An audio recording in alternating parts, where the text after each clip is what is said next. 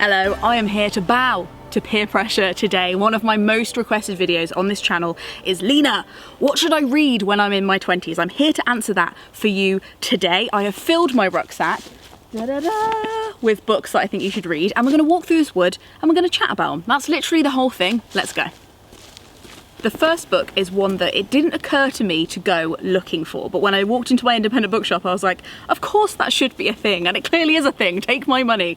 This is a book called Mend It by Sian Berry, and it is a guide to everything you need to know about mending things around the house. Whether you've never been taught this before, or you kind of have forgotten or never asked your parents, this is a great guide when you're looking after your own first rented place, or you might even own somewhere and you have no idea how to like unblock drains, what kind of things to clean things with, how to get blood out of the carpet. That's me, I have to do that sometimes. I have a lot of nosebleeds. And it's just been really incredible for asking the really, what I consider silly questions. It explains things from the ground up. It doesn't assume that you have any knowledge about being like a handy person, and it's really incredible. I've been buying it for everybody I know. It's also really great if you're renting and you're having to move out and you may or may not have broken quite a few things. It's really good for that. I've yet to find anything that isn't in this index. I don't understand how it fits in this space, but it's there. The next book is about economics. Don't click away, please, please. Okay, Yanis Varoufakis, a very handsome and clever man who is a professor of economics, and he was also Minister of Finance for Greece in 2015. A heavy time, I think, to be a financial minister. He says ensuring that everyone is allowed to talk authoritatively about the economy is the prerequisite for a good society and a precondition for authentic democracy. So he wrote this book called Talking to My Daughter About the Economy, in which he explains the economy to his teenage daughter. He doesn't use any fangly wangly language. He makes it very simple, and he uses loads of kind of like beautiful lyrical stories. It's kind of like reading a like kind of history storybook rather than an economics book, I promise. It's really interesting. He actually compares some economists to astrologers in that yes, they do look at the stars, but they don't actually have a systemic proven way of knowing how things work. It's essentially a lot of gambling, and I think when we live under capitalism, it's good to at least understand the doctrine in which we are playing. It's genuinely a really fun read. I really, as you can tell, don't want to scare you off by saying it's a book about economics, but if you read one book about the world you live in and the money you spend, please let it be this one. Another thing you might be a little bit hesitant about, and I understand why, but please hear me out, is poetry. This is The Poetry Pharmacy Returns. There is also a book called The Poetry Pharmacy. I recommend them both equally, but even if you're somebody who doesn't want to read poetry all the time for fun, these are really great books to have on hand because they are prescribing you poetry for events that might happen in your life. They're great to have on hand for those unexpected moments of complete disarray and confusion. This one has everything from facing misogyny to being browbeaten, for self-care, people-pleasing, how to choose a life partner, guilt at slovenliness, how to talk to children, pushy parenting. Anything that you might be experiencing, I guarantee will probably be in one of these two books. It has a index of conditions as long as both of my arms, and longer because my arms are actually quite short. It's a very bad measurement, but they're really, really incredible. And I think even if you're somebody who doesn't love poetry right now, there will be moments in your 20s where you might need it. It's like Cowpole. Okay, this one is a relatively new book, so I want as many people as possible to hear about it because again, it's one of those ones that when I saw it, I was like, of course that's a book I should have, but it never occurred to me that it would exist. This is The Law in 60 Seconds by Christian Weaver. Christian is a barrister, and he talks about how his relationship to law, considering that he is a black man in the UK, especially when it comes to stop and search. So one of the things that inspired him to write this very, very clear, very, very easy, amazingly accessible guide was because of the powerlessness that a lot of people feel around the law. He talks about how when you leave the house, you are always engaging with invisible laws around you, and it is really good to know about these. He's designed the book so you don't have to read it from cover to cover. You can just dip in for the stuff that you need, but it covers everything from renting to relationships, shopping, transport, healthcare, money, employment, alcohol and other drugs, the digital world, activism on the street, and the justice system. So it's pretty thorough, and I've really enjoyed delving into it and not feeling silly. And like actually understanding some parts of the law. This has been really good when people have asked me questions about their lives and I've grabbed this and been like, actually, according to this, you should look up this. So it's a great way to kind of start engaging with the law, or at least something in your back pocket should anything bad ever happen. Please let it not. But I think it's good to have one of these on hand, and Christian Weaver is incredible. It's so well done, it's so thorough and so small. Now, if you are not a stranger to this channel, then you will recognise this book. And yes, I'm about to cheer your ear off about it again. I make no apologies. This is Factfulness by Hans Rosling. 10 Reasons We're Wrong About the World and Why Things Are Better Than You Think. It's incredibly digestible. It has a lot of fibre. I would very much recommend eating it whole. The subtitle on the back is defining what he calls factfulness. The stress reducing habit of only carrying opinions for which you have strong supporting fact. It's actually one of the most calming books I've ever read. It's very, very accessible. You can read it if you don't understand nothing about maths, I promise. It's about how not to be bamboozled by the news, how facts can be turned into factoids, which are little numbers that are floating in the universe without any context around them for you to really understand them. And I genuinely think that none of us should vote without reading this. It's very, very key.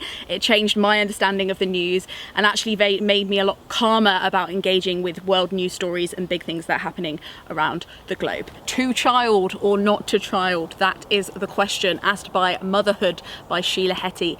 This is one of the hits on the channel. It's an old favourite and there's a reason for that.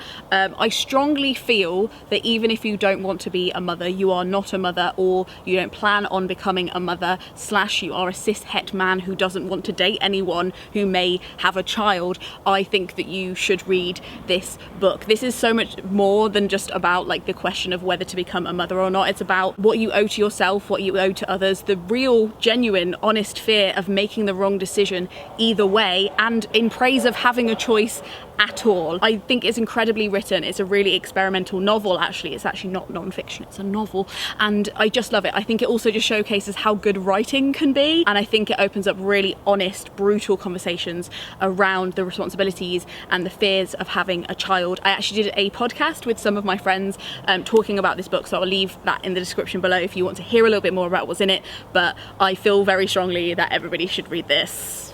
That's the hill I'm willing to die on. If you think that history books are a chore, your 20s is the time to make friends with history books again, and I could not recommend enough Black and British by David Olusoga. Obviously it's a very important and like really interesting part of British history that is often forgotten / deliberately hidden, and it goes back to the time of Roman Britain and beyond. I think a lot of the kind of discussion of Black British history in the UK is around Windrush. Windrush probably happens about here in this book, and it's really, really well written. It's a really good example of how interesting and gripping and fascinating history books can be. And if you're a podcast lover but you think, I never read a history book this long, why not try the audiobook? It's really, really episodic and well written, so you can literally listen to like 25 minutes or an hour at a time and get into a little contained story. And I just think it's so well written. It's a really good example of how history can be constructed rather than told, and how we deconstruct it and move forward. Genuinely, it's so fascinating, and I think that you will fall back in love with history if you grab this. This one is a relatively new one to my collection, but I really wish I would have had it in my 20s. This is Sew It Yourself by Daisy Braid. This is, I feel like a lot of sewing guides I've looked at in shops or even bought and been disappointed by start in the middle. They think they're for beginners, but in fact if you are a beginner and you open it, you're like we're in the middle, my friends. This book genuinely starts from the beginning. If you know nothing about sewing, it explains it in complete detail, so clear, starts where you are, and it also doesn't require any patterns, so you can just cut out squares or rectangles. You might have seen that I made one of the dresses from this book on my channel. You can watch that up here. And I think that Daisy's approach to getting people into sewing and making sewing like a more normal thing that everybody can kind of try and do, really, really important, not only for you as an individual but also for the planet. So very, very excited that this book now exists. I wish I had had it on my 20th birthday, but we can only do what we can. We're repairing, we're replenishing, we're learning to sew. Can I be really honest? Somebody sent me this book. I think it was the publishers, and they sent it to my workplace, and when I got a copy and I read the title and the subtitle, my first thought was, oh, fuck off. And I left it under my desk for about a year. Every day I went into work and I saw this under my desk and was like, ah yes, one day. Didn't get around to it for a really long time. Little was I to know, when I finally got round to it, I got round to the audiobook, which is only 5 hours long. I hesitate to say, but genuinely I think it changed my life. I've read it at least 4 or 5 times since, and it's a kind of lyrical look at the climate crisis. Obviously there are hundreds, if not thousands of books at this point on the facts around the climate crisis, all of that kind of data-driven stuff. But if you want something that's going to holistically help you accept the climate crisis and understand your relationship to it and really stop kind of freezing up, stop clamming up about it, this is the one. This is written by Jonathan Safran Foer, who is a novelist. I think we should have more novelists writing stuff about non-fiction facts and the climate crisis, because it makes it so much more digestible. There's so much storytelling, so much beauty in this book, and he talks about his position looking at oblivion as somebody who is Jewish and knowing all that heritage that comes from his family. It's really moving. It is also just a book about life and death and everything in between, how we deal with grief and how we can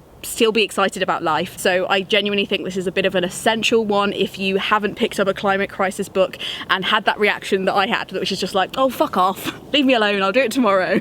This is your book. And the last book on the list is a cookbook. I know, but it's incredible. It's called Midnight Chicken and Other Recipes Worth Living For by Ella Rishberger. It is the only cookbook I've ever read back to front. It almost reads like a collection of really short, beautiful essays. The book starts with Ella talking about how she had a run-in with death and how much she realised that cooking was the thing that brought her to life. She describes the recipes as the cooking you will find here is the kind of cooking you can do while a little drunk. It's very much quite slapdash. It's so descriptive of the kind of like food that she's cooking, and I think if you ever you've had a difficult relationship with food, or you're just somebody who avoids the kitchen in general, this is the book that took me from microwaving all my meals to actually cooking my own bread. Like that's the kind of power this holds. And I just wanted to read a few sentences from the final page because this is what made me buy the book. I heard somebody read it on a podcast and was like, this may have looked like a cookbook, but what it is really is an annotated list of things worth living for, a manifesto of moments worth living for.